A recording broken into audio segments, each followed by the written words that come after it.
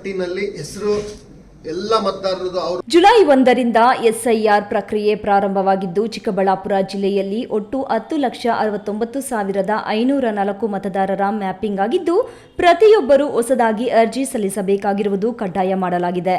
3 ಹಂತದಲ್ಲಿ ಪರಿಷ್ಕರಣೆ ನಡೆಯಲಿದ್ದು ಬಿಎಲ್ಒಗಳು ಕನಿಷ್ಠ 3 ಬಾರಿ ಒಬ್ಬ ಮತದಾರನ ಮನೆ ಬಾಗಿಲಿಗೆ ಬರುತ್ತಾರೆ.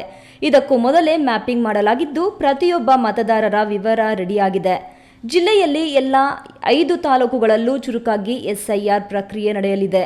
ಎಲ್ಲ ಬಿಎಲ್ಒಗಳು ಕಾರ್ಯನಿರ್ವಹಿಸಿ ನೀಡಿರುವ ಜವಾಬ್ದಾರಿಯನ್ನು ತ್ವರಿತವಾಗಿ ನಿರ್ವಹಿಸಲು ಕಡ್ಡಾಯ ಸೂಚನೆ ನೀಡಲಾಗಿದೆ.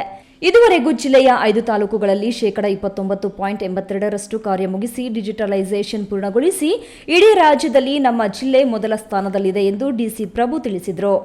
ಆ ಥರ ಅವ್ರು ಏನೇ ಮಿಸ್ಟೇಕ್ ಮಾಡಿದ್ರು ನಮ್ಮವ್ರು ತಗೋಬೇಕಾದ್ರೆ ನಮ್ಮವ್ರ ಮಾಹಿತಿ ಕೊಟ್ಟೇ ಮಾಡಬೇಕು ಅನ್ನೋ ಸೂಚನೆ ಕೊಟ್ಟಿದ್ದೀವಿ. ಯಾಕಂದ್ರೆ ಮ್ಯಾಪಿಂಗ್ ಮಾಡಿರೋದು ನಾವು 2002ರಲ್ಲಿ ಯಾವ ಸೀರಿಯಲ್ ನಂಬರ್ಲಿದ್ದೆ ಏನು ಅನ್ನೋದು ಅಷ್ಟು ಸುಲಭವಾಗಿ ಗೊತ್ತಾಗಲ್ಲ. ಆಮೇಲೆ 2002ರಲ್ಲಿ ನಮ್ಮದು ಮತಗಟ್ಟೆ 64-65 ಅಂತ ಇತ್ತು ನಮ್ಮ ವಿಧಾನಸಭಾ ಕ್ಷೇತ್ರ. ಈಗ 160 ಅಂತ ಮೇಲಿದೆ ನಮ್ಮ ಸೀರಿಯಲ್ ನಂಬರ್. ಒಂದೊಂದು ಕ್ಷೇತ್ರದಲ್ಲೂ 230-240 ಮತಗಟ್ಟೆಗಳಾಗಿದ್ದಾವೆ. ಹಿಂಗೆ ನಾವು 97% ಈಗಾಗಲೇ ನಾವು ಮ್ಯಾಪಿಂಗ್ ಮಾಡಿ ಯಾವ ಕುಟುಂಬ, ಯಾವ ಮಗು ಪ್ರೋಜಿನಿ ಅಥವಾ ಯಾವ ಮತದಾರ 2002ರಲ್ಲಿದ್ದರು, ಯಾವ ಪ್ರೋಜಿನಿ ಅವರ ತಂದೆ ತಾಯಿ 2002ರಲ್ಲಿದ್ದರು, ಇವೆಲ್ಲ ಮಾಹಿತಿ ನಮ್ಮ ಹತ್ರ ಇದೆ. ಅವ್ರು ಯಾವ ಪಾರ್ಟ್ ಸಂಖ್ಯೆ, ಏನು ಕ್ರಮ ಸಂಖ್ಯೆ, ಅವೆಲ್ಲ ನಾವೇ ಕೊಡ್ತೀವಿ. ದಯವಿಟ್ಟು ಕರಾರುವಾಕ್ಕಾಗಿ ತುಂಬಿ ತಾವು ಅಧಿಕೃತಗೊಳಿಸಿ ದೃಢೀಕರಿಸಿ ಕೊಡೋವಂಥ ಕೆಲಸ ತಾವು ಮಾಡಬೇಕು.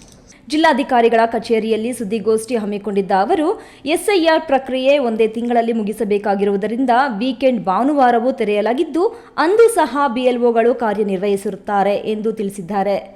ಈ ವೇಳೆ ಎಡಿಸಿ ಭಾಸ್ಕರ್ ಅವರು ಜೊತೆಗಿದ್ದರು.